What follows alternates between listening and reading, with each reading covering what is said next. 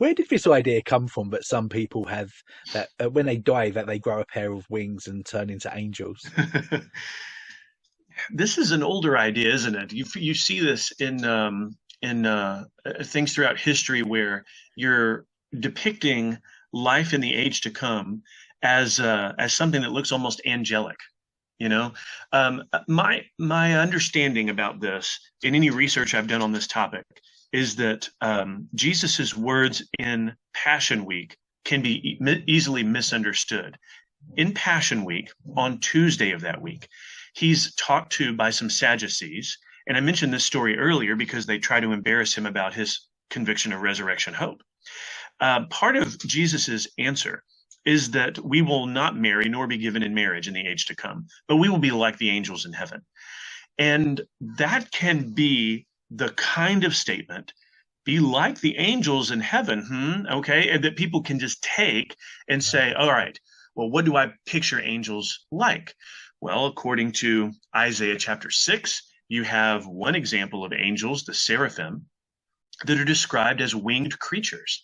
And all of a sudden, you can realize how multiple texts can be pulled together to say, hey, we will have our wings in heaven. We will be angels in heaven. So if you hear someone maybe at a funeral service, they say, well, this loved one who has died, you know, he now has his wings, or she now has her, or she's joined the angels. And I think what they mean by that is that they've entered this loved one, they're convinced that this loved one has entered into a kind of state of bliss and joy that's depicted with an angel and his wings as something desirable. Jesus's words don't mean that that's our future. It's an analogy. It's a simile.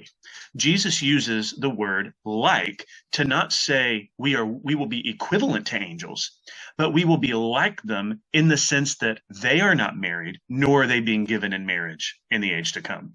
That means our status with regard to marriage will be like the angels.